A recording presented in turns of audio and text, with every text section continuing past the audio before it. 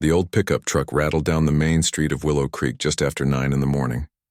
Jim Harrison gripped the steering wheel with hands that had spent 62 years working the land. His ranch was 20 miles outside town, and every Thursday he made the same trip. Supplies from the hardware store, feed from the co-op, and breakfast at Betty's Diner. It was a routine he'd kept for almost 40 years. Jim pulled into the gravel parking lot and killed the engine. The diner looked the same as it always did. Red and white checkered curtains in the windows. A flickering neon sign that said open, even though half the letters didn't light up anymore. He could smell bacon and coffee before he even opened the door, but something felt different the moment he stepped inside. The usual morning chatter was missing. You know that comfortable noise of a small-town diner? Forks clinking against plates, the coffee pot hissing, old friends arguing about the weather or last night's game. All of that was gone. Instead, there was this thick, uncomfortable silence. The kind that makes your shoulders tense up without you even knowing why. Jim nodded at Betty behind the counter. She gave him a weak smile but didn't call out his usual greeting. That was strange. Betty always hollered, "Morning, Jim," loud enough for the whole place to hear. Today she just looked worried and gestured with her eyes toward the back corner. That's when Jim noticed them. A woman sat in the corner booth with a little girl. The woman looked to be in her 30s, Chinese-American with dark hair pulled back in a ponytail. Her face was tight with worry. In front of her sat a plate of scrambled eggs that hadn't been touched. The little girl next to her couldn't have been more than 7 years old. She wore a purple jacket and held a stuffed rabbit that had seen better days. One of its ears was falling off. The girl wasn't eating either. She just sat there very still, very quiet. Too quiet for a kid that age. Jim slid into his usual booth near the window, but he couldn't help noticing the stares. Every person in that diner was either looking at the woman and child, or very deliberately not looking at them. Some folks whispered to each other behind their coffee cups. Others just stared down at their food like they were afraid to make eye contact with anyone. Then Jim heard the voices from the table across from him. 3 men sat there. He recognized 2 of them. Dale Pritchard worked at the lumberyard. The other was his cousin, someone Jim had seen around but didn't know by name. The 3rd man was a stranger. They were talking loud, too loud, the kind of loud that means you want everyone to hear. "Can't even get breakfast in peace anymore," Dale said, his voice dripping with meanness. "Used to be you knew everybody in this town. Now we got all kinds of outsiders showing up." His cousin laughed. Not a real laugh. The fake kind people use when they want to make someone feel small. "You know what I heard? They bring diseases with them." That's what they said on the news. "The China virus," the 3rd man added. "That's what destroyed half the businesses in this county. And now they got the nerve to come here and eat our food." Jim felt his jaw tighten. He looked over at the corner booth again. The little girl had heard them. Of course she had. They wanted her to hear. The child sank lower in her seat and pressed closer to her mother. The woman put her arm around her daughter and stared down at the table. She was trying to make herself invisible. "I'm telling you, Betty," Dale called out toward the counter. "You keep serving people like that, you're gonna lose regular customers. People don't want to eat where foreigners eat. It ain't right." Betty's face went red, but she didn't say anything. Jim could see her hands shaking as she poured coffee. This wasn't right. None of this was right. But what could she do? What could any of them do? The whole diner seemed frozen. A couple of farmers Jim had known for 30 years sat at the counter, staring into their coffee cups. Old Mrs. Henderson was in her usual booth by the door, and she looked like she wanted to say something, but the words wouldn't come out. Fear does that to people. It makes them small and quiet even when their hearts are screaming. Jim looked at his menu even though he always ordered the same thing. 2 eggs over easy, bacon, wheat toast. But he couldn't focus on the words. His mind kept going back to the little girl in the purple jacket. She reminded him of someone. The way she sat there trying to be brave while her whole body trembled. The way she held onto that rabbit like it was the only safe thing in the world. His daughter used to have a stuffed animal like that, a bear with button eyes. She carried it everywhere until the day she got too sick to hold it anymore. "They shouldn't even be allowed in here," Dale was saying now. "This is America. If they don't like it, they can go back where they came from." The little girl buried her face in her mother's shoulder. The woman whispered something in her ear and stroked her hair. Jim could see her blinking fast, fighting back tears. She was trying so hard to be strong for her daughter. Jim set down his menu. He'd lost his appetite anyway. Maybe he should just pay for his coffee and leave. This wasn't his problem, was it? He had a ranch to run, cattle to feed, a whole list of things to do before the day was over. Getting involved in other people's troubles never ended well. That's what his father had always said. Keep your head down and mind your own business. But as Jim reached for his wallet, something inside him stirred. Maybe it was the memory of his daughter. Maybe it was just the basic decency his mother had taught him when he was young. Or maybe it was the simple fact that he couldn't stand to see a child scared like that. He didn't know what he was going to do yet. But he knew he couldn't just walk out that door and pretend he hadn't seen anything. Some things you can't unsee. Some moments demand something from you, whether you're ready to give it or not. Jim took a deep breath and put his wallet back in his pocket. Whatever happened next, he had a feeling this Thursday morning was about to become very different from all the others. Jim sat there for another minute, his coffee getting cold in front of him. The three men were still talking, their voices getting louder with each passing moment. They were feeding off each other now, each one trying to say something worse than the last. It was like watching a fire spread. Started small, but now it was growing out of control. I heard they're taking jobs from real Americans, the stranger said. Coming over here, working for nothing, driving down wages for everyone else. Dale nodded like he was some kind of expert. That's exactly right. My brother-in-law lost his job at the plant last year. You know who they hired instead? People who barely speak English. It ain't fair. Jim knew for a fact that Dale's brother-in-law lost his job because he showed up drunk 3 times in 1 week. But facts didn't seem to matter much in this conversation. These men had already decided what they believed, and nothing was going to change their minds. The woman in the corner booth quietly reached for her purse. She was trying to leave, trying to get her daughter out of there before things got worse. But her hands were shaking so badly she could barely get the zipper open. The little girl watched her mother with wide, frightened eyes. Betty finally came over to Jim's table with the coffee pot. She leaned in close and whispered, I don't know what to do, Jim. I told them to leave her alone, but they just laughed at me. If I call the sheriff, it'll take him 20 minutes to get here. I'm afraid of what might happen before then. Jim looked up at her. Betty was a tough woman. She'd run this diner by herself for 15 years after her husband passed. She didn't scare easily. But right now, fear was written all over her face. Where's she from? Jim asked quietly.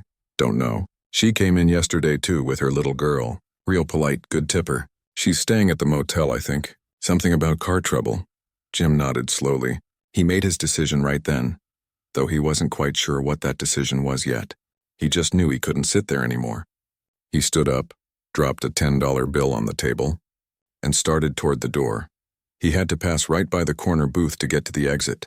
That's when it happened. As Jim walked past, the little girl suddenly reached out. Her small hand grabbed onto his jacket sleeve. He stopped and looked down at her.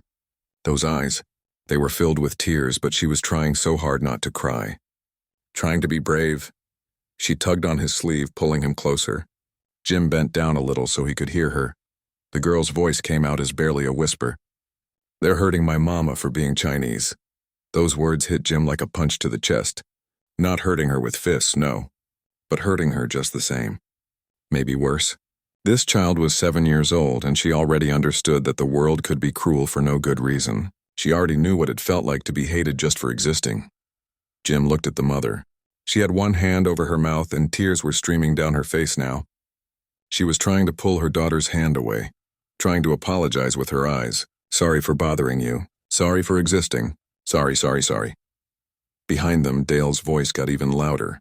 Look at that. Now she's bothering our neighbors, too. Got no respect, these people. Think they can just come in here and do whatever they want. Someone should teach them a lesson, the cousin added. Show them they're not welcome here. The third man laughed again. That same cruel, empty laugh. Jim felt something shift inside him. It was like a door opening. Or maybe a wall coming down. He'd spent the last 5 years keeping his head down, staying out of trouble, just trying to get through each day. Ever since his daughter died, it felt easier to not care about anything too much. Caring hurt. Staying numb was safer.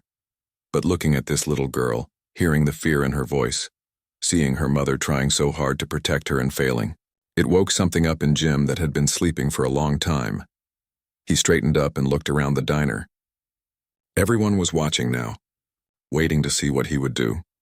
Would he walk away like everyone else? Would he pretend he hadn't heard?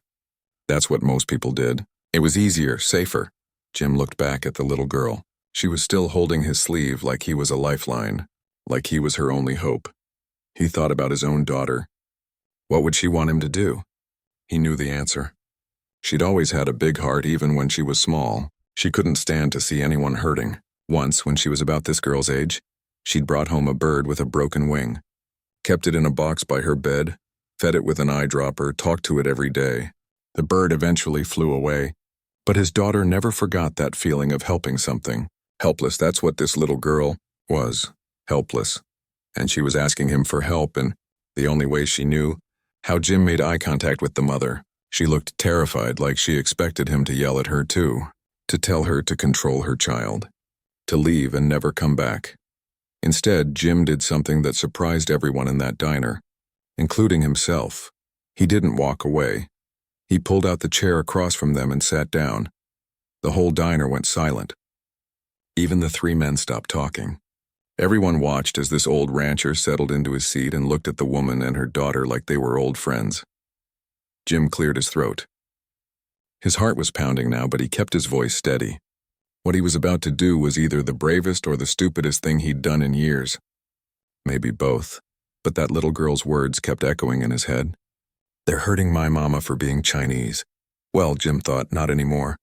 Not if he had anything to say about it. He took a breath and started talking, and what came out of his mouth next would change everything. Jim sat down in the booth across from the woman and her daughter. For a moment, nobody moved. The whole diner seemed to hold its breath. The woman stared at him with confusion and fear mixed together on her face. The little girl still clutched her stuffed rabbit, but her eyes showed a tiny spark of hope. Jim knew he had to make this good. He couldn't just sit there in silence. That would make things worse.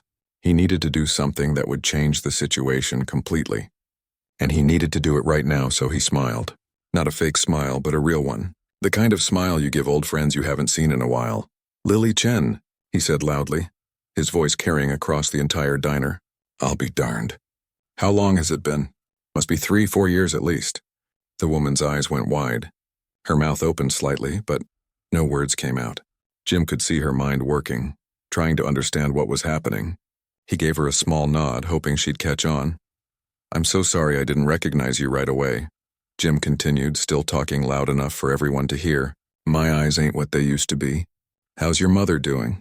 Is she still living over in Billings? Finally, understanding dawned on the woman's face. Her name wasn't Lily Chen. Jim had just made that up. But she understood what he was doing. He was giving her a story, a connection to this place, a reason to belong here. She's doing well, the woman said softly, her voice shaking a little. Thank you for asking. Good, Jim said, nodding enthusiastically. He turned his attention to the little girl. And this must be little Sophie. My goodness, you've grown. Last time I saw you, you were just a tiny thing. What are you now, 7, 8? The girl looked at her mother, uncertain. The mother gave her a small nod. 7, the girl whispered. 7. I knew it. Jim slapped the table gently. You know, you look just like your grandmother did at that age. Same bright eyes. Your grandma and I went to school together way back when dinosaurs walked the earth. A few people in the diner started to relax. Jim could feel the tension beginning to ease just a little. If this woman was connected to him, if she had family history in the area, then maybe she wasn't such an outsider after all. That's how small towns worked. It was all about who you knew, but the three men at the other table weren't buying it. That's funny, Jim, Dale called out, his voice dripping with suspicion. I've known you my whole life, and I've never heard you mention any Lily Chen. When exactly did you know her family? Jim turned to look at Dale. He kept his face calm, but his eyes were hard. Well, Dale, I suppose there's a lot of things about me you don't know. I worked construction in Billings for 2 years before I took over my dad's ranch. That would have been in the late 80s. Met a lot of good people there. It was a lie, of course, but it was a lie that was hard to check. Billings was 3 hours away. The 80s were a long time ago, and Jim said it with such confidence that even Dale seemed uncertain. Her mother worked at the hospital there, Jim added, making up details as he went. Best nurse in the whole place. Everybody said so. Took care of my dad when he had his heart surgery. I'll never forget that kindness. The woman, who Jim now realized was definitely not named Lily Chen, played along perfectly. "Your father was a wonderful man," she said, her voice getting stronger. "My mother talked about him often." "He was, wasn't he?" Jim felt a little pang in his chest. His father really had been a good man. Would have done the same thing Jim was doing right now, probably. "Say, you two eaten yet? That food looks cold. Betty, can we get some fresh breakfast over here? And whatever Sophie wants, too. It's on me." Betty rushed over with a smile, grateful to have something useful to do. "Of course. I'll get that right away." The little girl, Sophie, looked up at Jim with something like wonder in her eyes. She was smart enough to know what was happening. This stranger was protecting them, claiming them as his own.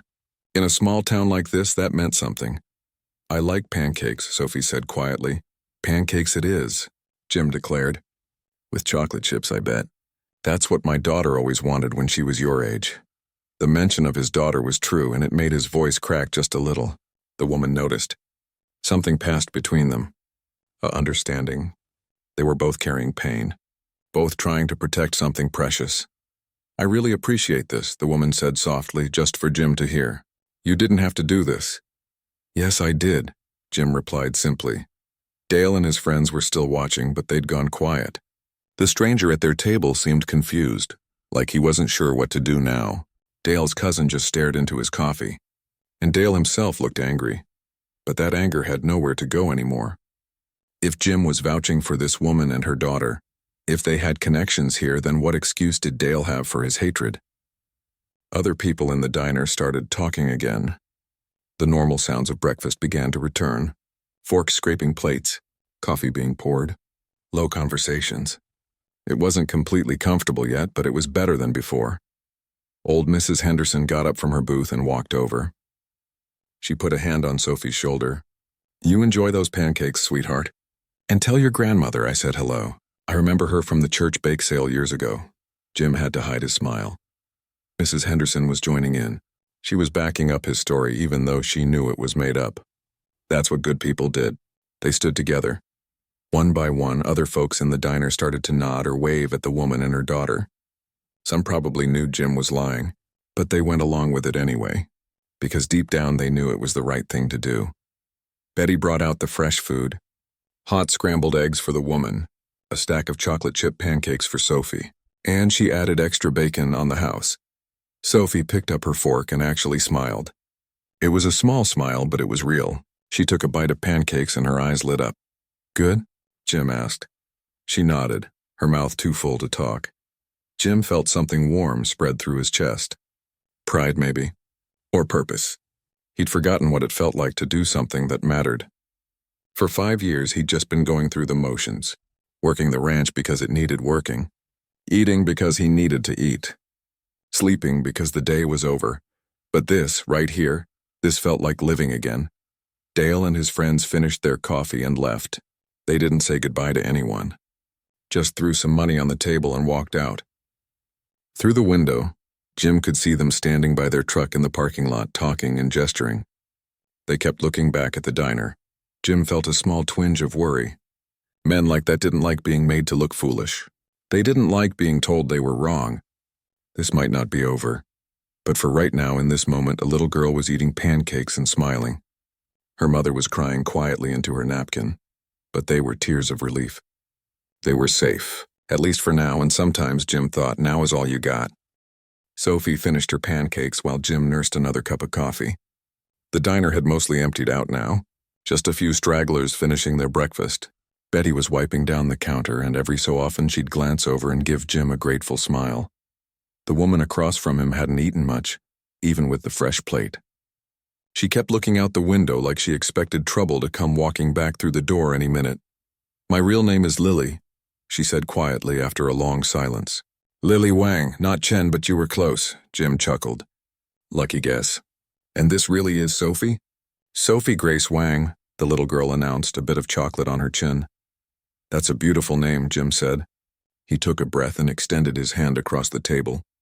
"I'm Jim Harrison, and I apologize for the lie, but it seemed necessary at the time." Lily shook his hand. Her grip was firm despite the trembling. "Don't apologize. You probably saved us from something worse. Those men, they've been following us since yesterday." Jim's jaw tightened. "Following you?" Lily nodded and wiped her eyes with a napkin. We've been stranded here for 2 days. Our car broke down about 20 miles outside of town. Something with the transmission. The mechanic said he had to order parts. Which mechanic? Jim asked. Tommy's Auto Repair. Do you know it? Jim nodded. Tommy was a good man. Honest. He wouldn't cheat anyone. Tommy's reliable. If he said he needs parts, then he needs parts. What kind of car? A 2015 Honda Accord. It's been a good car until now. Lily sighed. We were driving to Seattle. My sister lives there. She has a spare room for us while I look for work. Where are you coming from? Arizona, Phoenix. Lily's voice got quieter. My husband died 8 months ago. Cancer. We had some money saved, but the medical bills took most of it. I couldn't keep up with rent. My sister said we could stay with her until I got back on my feet. Jim felt his heart break a little. He knew that story. The medical bills. The impossible choices. The slow erosion of everything you'd built. He'd watched it happen to his own family when his daughter got sick. I'm real sorry about your husband, Jim said simply. Those were the only words that mattered. Everything else was just noise. Thank you. Lily brushed away fresh tears. Sophie doesn't really understand yet. She knows Daddy's gone, but she keeps asking when he's coming back. Sophie had been quiet, listening to everything. Now she looked up at Jim with those serious eyes. Daddy's in heaven, she said matter-of-factly. Mama says he's watching over us. I'm sure he is, Jim told her. And I bet he's real proud of how brave you've been. The girl considered this and then nodded, satisfied with the answer. So, you've been staying at the motel? Jim asked Lily. The Sunset Motel on Route 40, it's the only one in town. Lily's hands clenched into fists on the table. Last night someone spray-painted our door. Called us names I don't want to repeat in front of Sophie. The manager said it was probably just kids, but I know it wasn't. It was those men from the diner. I saw their truck there. Jim felt anger rising in his chest. Did you call the sheriff? The motel manager said there wasn't any proof. That calling the sheriff would just cause more trouble. Lily laughed bitterly. More trouble? Like being terrorized in a strange town isn't enough trouble already. Betty came over and refilled Jim's coffee without asking. She'd been listening. That manager is Dale's uncle, she said quietly. He's not going to help. He's probably the one who told Dale you were staying there. Jim shook his head in disgust. Small towns could be wonderful places when people looked out for each other, but they could also be cruel when folks decided you didn't belong. Have you been eating? Jim asked, looking at Lily's still full plate. I haven't had much appetite, and the restaurant prices here are higher than I expected. I'm trying to make our money last until we get to Seattle. That explained why Sophie looked so thin. They'd been rationing food, trying to stretch every dollar. Sophie hasn't had a real meal since we got stuck here, Lily admitted, her voice thick with shame. Some crackers. A cup of soup. I'm a terrible mother. Hey now, Jim said firmly. You're doing the best you can in a bad situation. That doesn't make you terrible. That makes you human. Sophie reached over and patted her mother's hand. It's okay, Mama, the pancakes were really good. Lily pulled her daughter close and kissed the top of her head. Jim had to look away. The love there was so fierce it was almost painful to witness. He remembered feeling that way about his own daughter. That desperate need to protect her from everything bad in the world. And the helplessness when you couldn't. When will the car be ready? Jim asked, trying to focus on practical things. Tommy said maybe 3 more days. Maybe 4. Depends on when the parts arrive. Lily took a shaky breath. I don't know if we can last 3 more days here. Those men, they know where we're staying. They know we can't leave. It's only going to get worse, she was right. Dale and his friends had tasted power. They'd enjoyed making someone afraid, and now that Jim had embarrassed them in front of the whole diner, they'd be looking for revenge. They wouldn't come at Jim directly. He was too well known in town, had too many friends. But Lily and Sophie? They were vulnerable. Jim made a decision right then. Maybe it was a crazy decision. Maybe it would cause him trouble down the road. But he'd already stuck his neck out. Might as well go all the way. Pack up your things from the motel, Jim said. You and Sophie are coming to stay at my ranch. Lily's eyes went wide. What? No, we couldn't possibly. You can and you will, Jim said firmly. I've got a big house with more empty rooms than I know what to do with. My late wife's sister lives with me. Her name's Margaret. She'll be happy for the company. We're 20 miles outside of town, so those troublemakers won't know where you are. You'll be safe there. But we don't even know you, Lily protested weakly.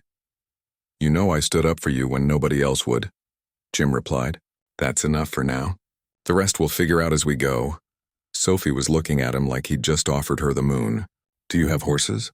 She asked hopefully. Jim laughed. I've got 3 horses, 2 dogs, a barn full of cats, and more chickens than I can count. I've never seen a horse up close, Sophie whispered like it was a secret dream. Well, that settles it then, Jim said, standing up. Let's get you folks out of that motel and somewhere safe. Betty, can I use your phone? I need to call Margaret and let her know we're having guests. Betty practically ran to get the phone. She was so relieved to see something good happening that she could barely contain herself. Jim called the ranch. Margaret answered on the 3rd ring. It's me, Jim said. I'm bringing home some company. A woman and her little girl.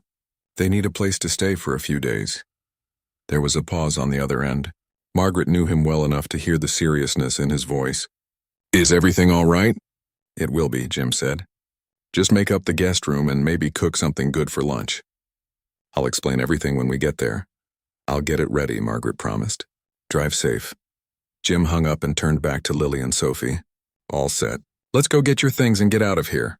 Lily stood up slowly. Tears were streaming down her face again, but she was smiling through them. I don't know how to thank you. Don't thank me yet, Jim said. You haven't met Margaret. She's going to talk your ear off. For the first time since Jim had met her, Lily laughed. It was a small laugh, uncertain, like she'd forgotten how, but it was real, and that was worth everything. Jim paid the bill at the counter, leaving Betty a generous tip. She squeezed his hand and whispered thank you so quietly only he could hear. Then Jim led Lily and Sophie out to his truck in the parking lot. The morning sun was getting higher now, warming up the day. Jim's old Ford pickup sat in its usual spot, covered in a fine layer of dust from the ranch roads. It wasn't fancy, but it ran well. He opened the passenger door for Lily and Sophie, then went around to the driver's side. Before starting the engine, Jim looked around the parking lot carefully. Dale's truck was gone, but that didn't mean much. Those men could be anywhere, watching from down the street, waiting at the motel. Jim had seen enough troublemakers in his life to know they rarely gave up easy. Buckle up, he told Sophie, who was already fascinated by all the buttons and switches in the truck. They drove to the Sunset Motel in silence. It was one of those old roadside places that had seen better days. Peeling paint, cracked parking lot, a flickering vacancy sign that probably never got turned off. Jim counted only 3 cars in the lot. Business wasn't good. Lily pointed to a room on the end. Number 12. As they got closer, Jim could see the spray paint on the door. Ugly words in red paint, words meant to scare and hurt, words that had no place in a decent world. Stay in the truck, Jim told them. I'll go talk to the manager first. He found the motel office and walked inside. A man sat behind the counter watching a small TV. He was in his 60s, overweight, with thinning gray hair. He barely looked up when Jim entered. Help you? The man said without interest. Yeah, I'm here to check out the folks in room 12. They're coming with me. Now the manager looked up. His eyes narrowed with suspicion. Who are you? Jim Harrison. I've got a ranch outside town. And you must be Dale Pritchard's uncle. The man's face went red. What's Dale got to do with anything? Nothing if you do your job right, Jim said calmly. But vandalism on your property is something you should take seriously. I assume you're going to file a police report about what happened to that door. The manager shifted uncomfortably. Like I told the lady, there's no proof of who did it. Right, and I'm guessing you're going to charge her for cleaning it up. 2. Property damage is the responsibility of the guest, the man said defensively. Jim leaned on the counter. He didn't raise his voice or make threats. He just looked at the man steadily until the manager had to look away. Here's what's going to happen, Jim said quietly. You're going to zero out their bill, not charge them a penny, and you're going to clean that door yourself. And if I hear that you've been talking about this lady or her daughter to anyone, especially your nephew, I'm going to make sure everyone in town knows what kind of establishment you run here. You understand me? The manager sputtered. You can't come in here and tell me. I just did, Jim interrupted. Now are we going to have a problem? For a long moment the 2 men stared at each other. Then the manager looked away and muttered something under his breath. He pulled out a receipt book and started writing. No charge, he grumbled. Take your friends and go. Jim took the receipt and walked back to room 12. Lily had already unlocked the door and was pulling out suitcases. There wasn't much. 2 small suitcases and a backpack. Everything they owned in the world fit in 3 bags.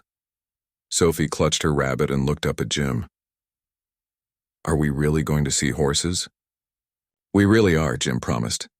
"But first, we need to make one more stop. I'm going to call Tommy and see about your car." He used the payphone outside the motel office. Tommy answered on the second ring.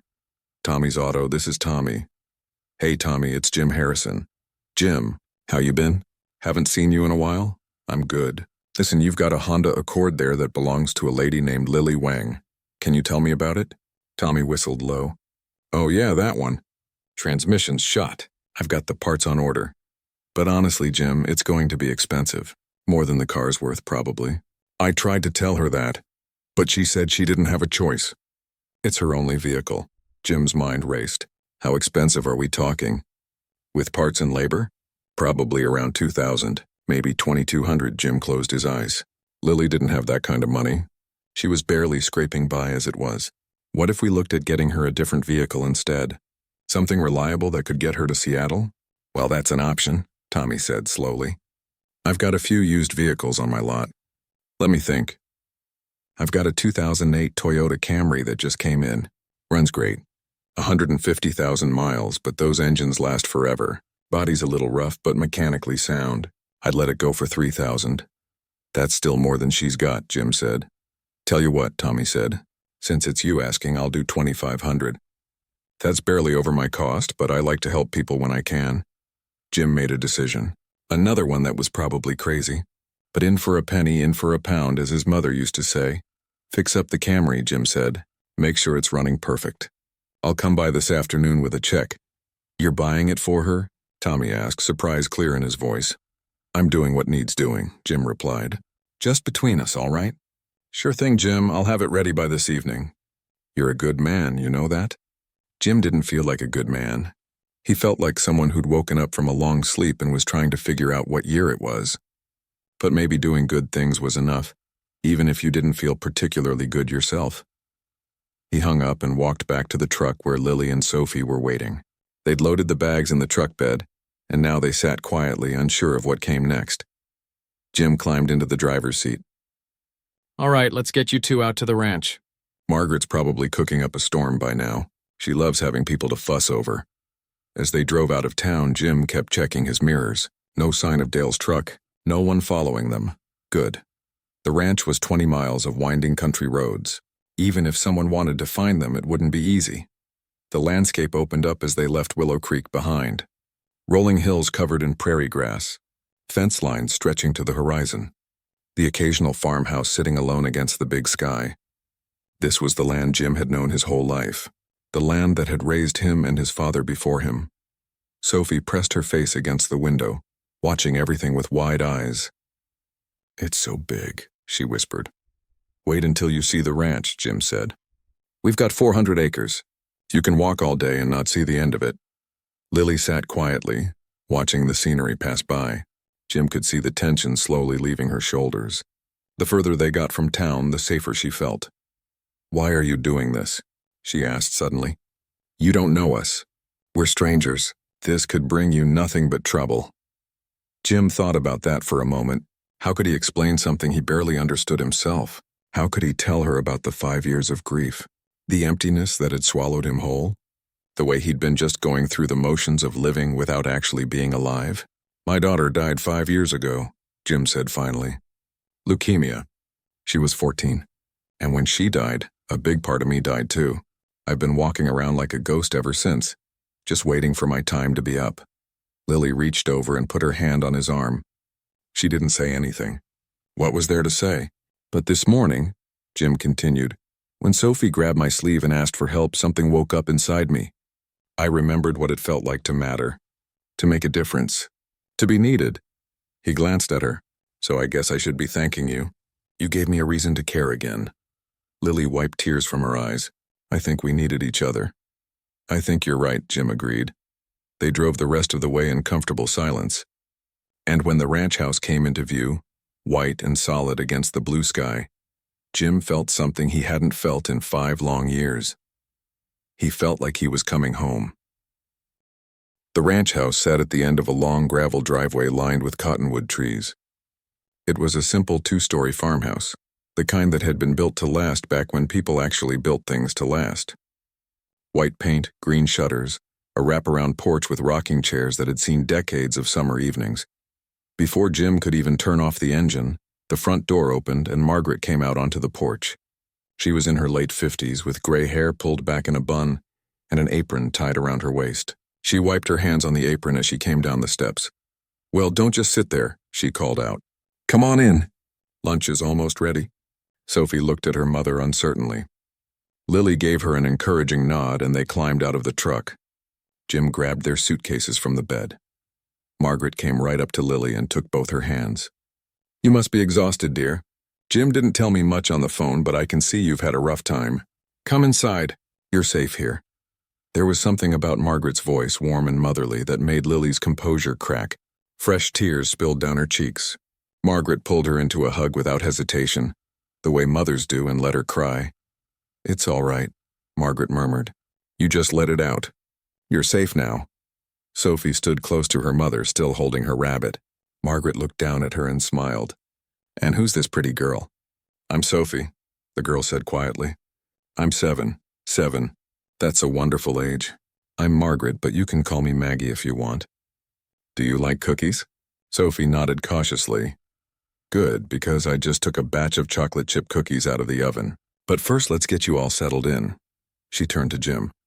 "Take their bags up to the guest room. I made up the bed with the good quilts." Jim did as he was told. He'd learned a long time ago not to argue with Margaret when she was in caretaker mode. He carried the suitcases upstairs to the guest room at the end of the hall. It was a nice room, filled with afternoon light from 2 big windows. Margaret had put fresh flowers on the dresser and laid out clean towels on the bed. When Jim came back downstairs, he found everyone in the kitchen. The kitchen was the heart of the house, just like it had been when his wife was alive. A big farmhouse table sat in the center, covered with a checkered tablecloth. The smell of pot roast filled the air, along with fresh bread and those cookies Margaret had mentioned. Sophie sat at the table with a glass of milk and 3 cookies on a plate in front of her. Her eyes were huge. Lily sat next to her, also with a glass of milk, though she looked too overwhelmed to drink it. "Lunch will be ready in about 20 minutes, Margaret announced. "In the meantime, why don't you tell me your story? Jim said you were having car trouble." Lily nodded and started explaining. Margaret listened with her full attention, occasionally making sympathetic sounds or asking questions. Jim stood by the counter drinking coffee and watching. Margaret had always been good with people. She had a way of making you feel heard, like your problems mattered. His wife had been like that too. Her sister had the same gift. They'd both come from a family that believed in taking care of people. After his wife died, Margaret had moved in to help Jim keep the ranch running. She'd never left. Jim suspected it was because she knew he'd fall apart completely without someone there to keep him grounded. "Those men at the diner sound awful," Margaret said when Lily finished the story. "Some people just carry meanness in their hearts and look for any excuse to let it out. I'm glad Jim stepped in. He saved us," Sophie said simply, her mouth full of cookie crumbs. Margaret looked at Jim with approval. "Well, that's what good people do. They help when help is needed." She turned back to Lily. "Now you and Sophie are going to stay here until your car situation is sorted out. No arguments. We've got plenty of room, and honestly, this old house gets too quiet with just the 2 of us rattling around in it." "I don't know how to repay you," Lily began. "You don't have to repay anything," Margaret said firmly. "That's not how kindness works. You accept the help when you need it, and someday when you're back on your feet, you help someone else. That's the only payment anyone should ever ask for." Jim felt a lump in his throat. That was exactly what his wife would have said.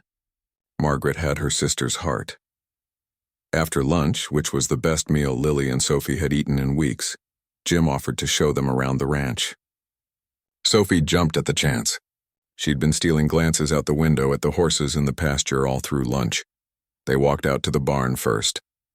It was an old red barn that Jim's grandfather had built. The wood was weathered but solid. Inside it smelled like hay and leather and horses. That good barn smell that Jim had known his whole life. 2 dogs came running up, tails wagging. A border collie named Pepper and a mutt named Joe. They sniffed Sophie carefully, then decided she was acceptable and started licking her hands. Sophie laughed. actually laughed. The sound of it made Jim's chest feel tight. "They like you," he said. "That's a good sign. Dogs know good people." They walked down the center aisle of the barn. Horses looked out from their stalls, curious about the visitors. Jim stopped at the third stall. Inside was a gentle old mare named Daisy. "Can I pet her?" Sophie asked. "Sure can. Just hold your hand out flat like this," Jim demonstrated. "Let her sniff you first. Then you can stroke her nose." Sophie did exactly as instructed. Daisy lowered her big head and snuffled at the girl's small hand. Then Sophie carefully touched the horse's soft nose. Her face lit up with pure joy. "She's so soft," Sophie exclaimed. "Daisy's about the gentlest horse you'll ever meet," Jim told her. "My daughter used to ride her all the time. Would you like to try riding sometime?" Sophie looked at her mother hopefully. Lily hesitated, then nodded. "If it's safe." "Safest horse on the ranch," Jim promised. "We'll take it slow." They spent the rest of the afternoon exploring. Jim showed them the chicken coop, where Sophie collected eggs and giggled when the hens clucked at her. They walked down to the creek that ran through the property. They climbed up the hill behind the house where you could see for miles in every direction. Sophie ran ahead, arms spread wide, spinning in circles like she'd never had space to run before. Lily and Jim walked behind her at a slower pace. "This is amazing," Lily said quietly. "I grew up in apartments. Sophie's only known the city. She's never had this much space, this much freedom. Every kid should get to run like that at least once," Jim said. "Wild and free, like the world can't touch them." They stood there on the hilltop watching Sophie chase butterflies through the tall grass. The sun was starting to sink lower, turning everything golden. It was one of those perfect moments that you want to hold on to but know you can't. All you can do is be present in it and hope the memory stays clear. "Thank you," Lily said, "for everything, for standing up for us, for bringing us here, for giving Sophie a day where she can just be a kid again." "She's a good kid," Jim said. "You're raising her right. I'm trying." "It's hard doing it alone." "Yeah," Jim agreed. "It is." They didn't need to say more than that. They both understood loss. They both knew what it was like to carry on when part of you was missing. That evening, Margaret made fried chicken for dinner. Afterward, they all sat on the front porch as the sun set. Sophie fell asleep in her mother's lap. Exhausted from the best day she'd had in months, the stuffed rabbit dangled from her hand. Jim sat in his usual rocking chair, Pepper at his feet. The sky turned purple and pink and orange. Stars started appearing one by one. Out here, away from town lights, you could see thousands of them. "I forgot how many stars there are," Lily whispered, not wanting to wake Sophie. "City folks always say that," Jim said with a small smile. "Out here, we take it for granted. But yeah, it's something special." Margaret brought out coffee for everyone and sat down in her own chair. They sat in comfortable silence, just listening to the evening sounds. Crickets chirping, a cow lowing in the distance, the wind moving through the cottonwood trees. For the first time in 5 years, Jim's house felt like a home again. There was life here, laughter, purpose. He'd forgotten what that felt like. He looked over at Lily and her sleeping daughter. They'd come into his life just 12 hours ago. 2 strangers asking for help. But somehow in that short time, they'd reminded him of something important. That life was still worth living. That kindness still mattered. That even in dark times there was still light if you were willing to look for it. And maybe, just maybe, helping someone else find their way could help you find your own way too. Jim woke up early the next morning, same as he always did. 5:30, like clockwork. But for the first time in years, he didn't dread getting out of bed. He could smell coffee brewing downstairs. Margaret was already up, probably making breakfast for their guests. He got dressed and headed down to the kitchen. Sure enough, Margaret stood at the stove flipping pancakes. The coffee pot was full and hot. "Morning," Jim said, pouring himself a cup. "Morning. How'd you sleep?" "Better than I have in a long time," Jim admitted. "How about our guests?" "Haven't heard a peep from them yet. I imagine they're both exhausted." Margaret glanced at him. "You did a good thing yesterday, Jim." "Just did what needed doing." "Well, not everyone would have. Most people would have walked right past and pretended they didn't see anything." She flipped another pancake. "Your mother would be proud." Jim felt that familiar tightness in his chest. His mother had passed 10 years ago, but he still missed her. She'd been the kind of woman who'd feed anyone who showed up at her door. No questions asked. Guess some things got passed down. The phone rang. Jim answered it. "Jim, It's Betty from the diner. Morning, Betty, everything okay? There was a pause. I wanted to give you a heads up. Dale and his friends were back in here this morning. They're asking questions about that woman and her daughter, wanting to know where they are. Jim's grip tightened on the phone. What did you tell them? Told them I didn't know. That you paid the bill and left, and I didn't see which direction you went. But Jim, they're worked up about something. Dale's saying you made him look like a fool. He's not going to let it go. Let him talk. There's nothing he can do. Be careful anyway, Betty warned. Mean people do stupid things when their pride gets hurt. Jim thanked her and hung up. Margaret had been listening. Trouble? She asked. Maybe. Probably just talk. But it wasn't just talk. Around noon, Jim went out to check on the cattle in the east pasture. When he came back, he found a note tacked to his front door. Someone had driven all the way out here while he was gone. The note was short and ugly. It told him to mind his own business. It said people who protected outsiders were traitors to their own kind. It was unsigned, but Jim knew who'd written it. The handwriting was barely readable, full of rage. He crumpled it up and threw it in the trash. He wouldn't tell Lily about it. No point in scaring her. But he did check to make sure all the doors and windows were locked that night. The phone rang again that evening. This time it was Sheriff Tom Bradford. Tom and Jim had gone to school together back in the day. Jim, I heard about what happened at the diner yesterday, Tom said. Heard you stood up for some folks who needed it. Word travels fast. It's a small town. You know how it is. Tom paused. I also heard Dale Pritchard and his buddies aren't too happy about it. They've been drinking and talking big. I wanted to let you know I drove out past your place a few times today just to keep an eye on things. I appreciate that, Tom. Those people you're helping, they staying with you? They are. Just until their car gets fixed. Should be a few more days. Good. Keep them there. Keep them safe. And Jim, call me if anything happens. Anything at all. I don't care if it's 3 a.m. After Jim hung up, he sat on the porch for a long time thinking. He'd known standing up would have consequences. Small towns had long memories, and wounded pride could be dangerous. But what else could he have done? Walk away, let fear win? But then something unexpected started happening. The next morning, Jim was feeding the horses when he heard a car coming up the driveway. He tensed, wondering if it was trouble. But when the car came into view, he relaxed. It was old Mrs. Henderson from the diner. She got out carrying a casserole dish covered in foil. Good morning, Jim. I brought some food for your guests. My chicken and rice casserole. Thought they might enjoy a home-cooked meal. Jim was stunned. That's real kind of you, Mrs. Henderson. Nonsense.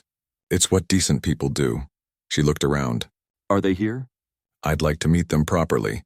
Jim called for Lily and Sophie. They came out onto the porch. Surprised to see a visitor. Mrs. Henderson marched right up and introduced herself.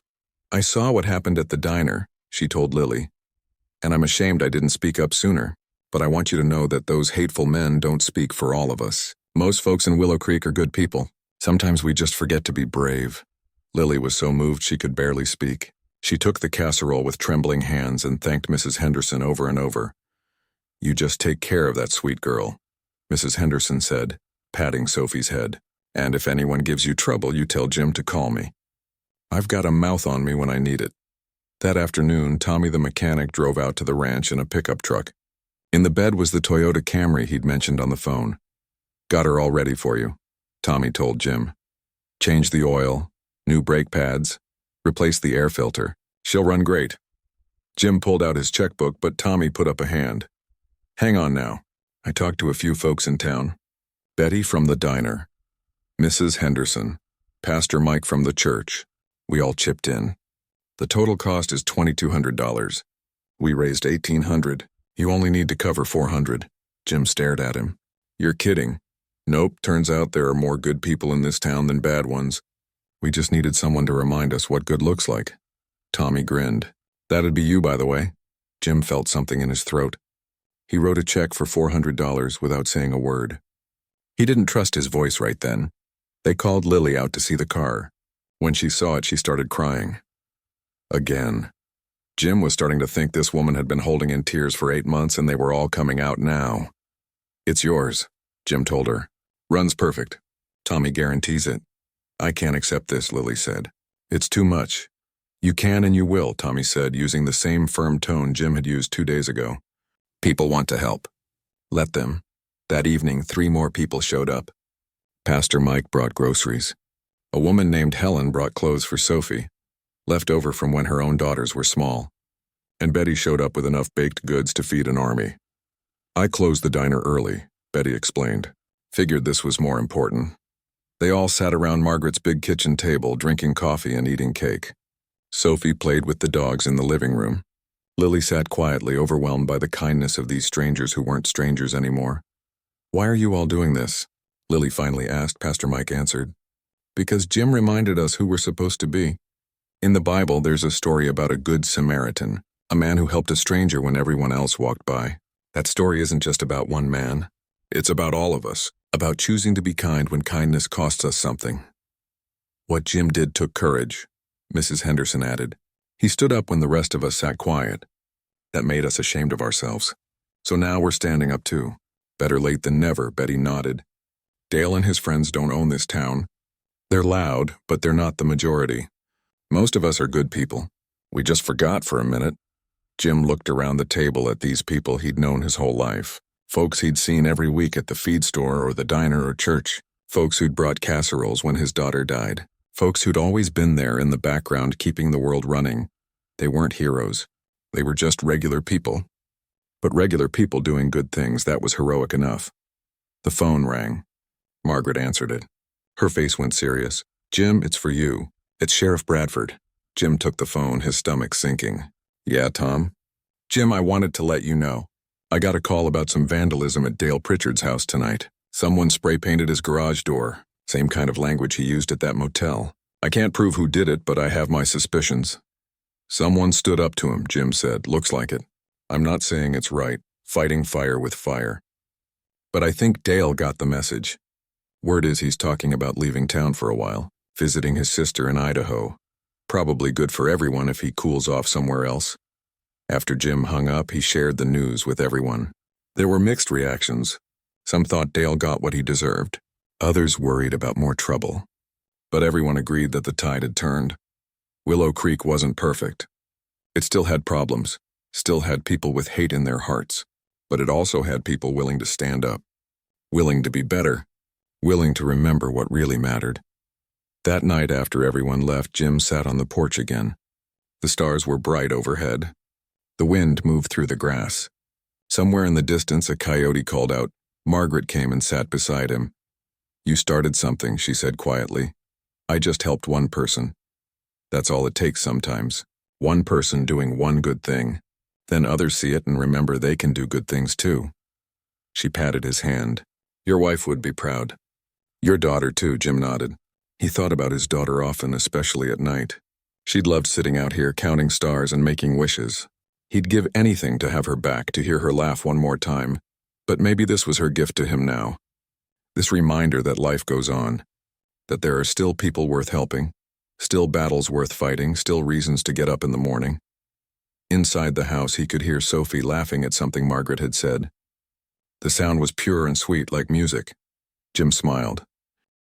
3 days passed like a beautiful dream that neither Lily nor Sophie wanted to wake up from.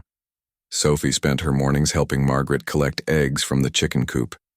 She'd named all the chickens, even though Margaret warned her not to get too attached.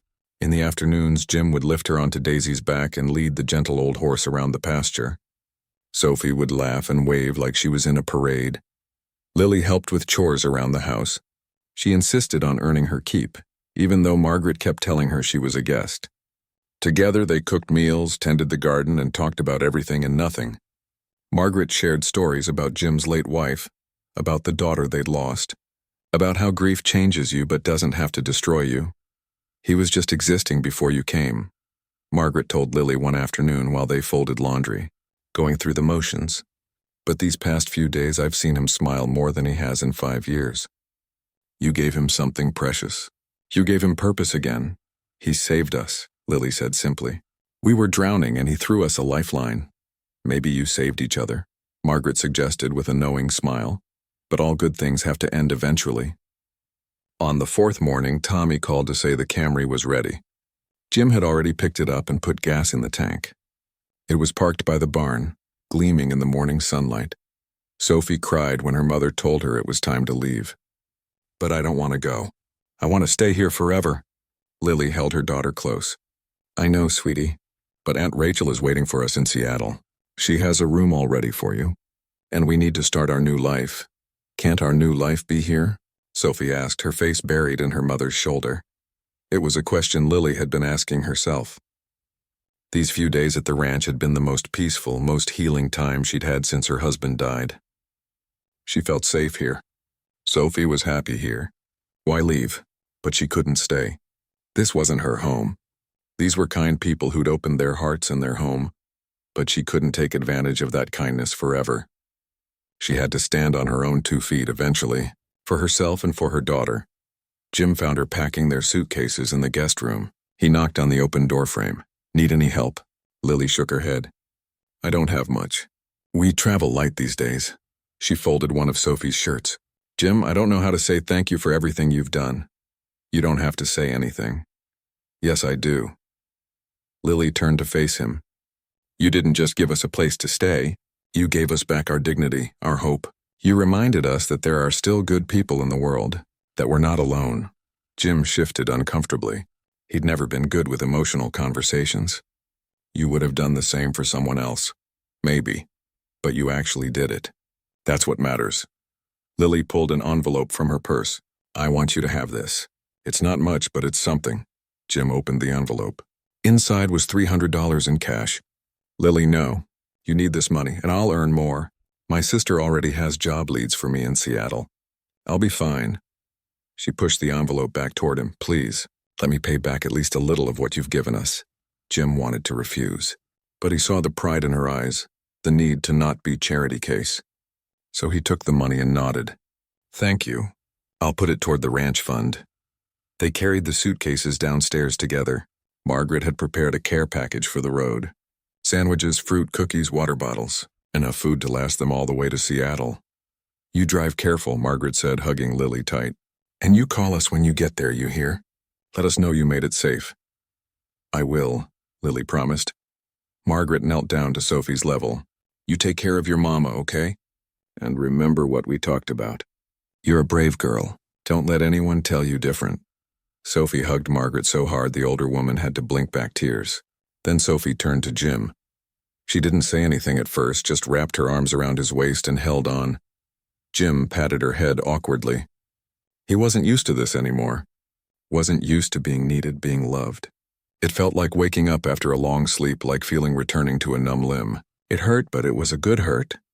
"Thank you for showing me the horses," Sophie whispered, "and for being nice to my mama." "You're welcome, little one." Jim's voice was rough.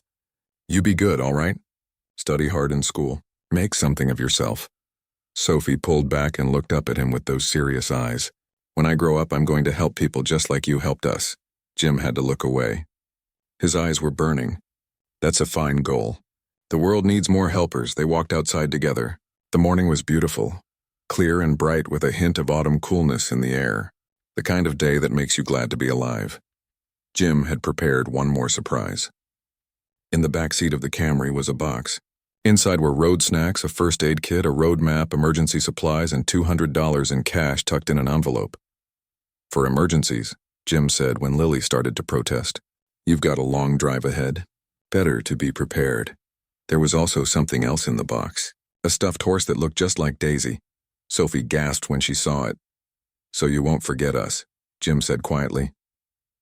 "I could never forget you," Sophie said.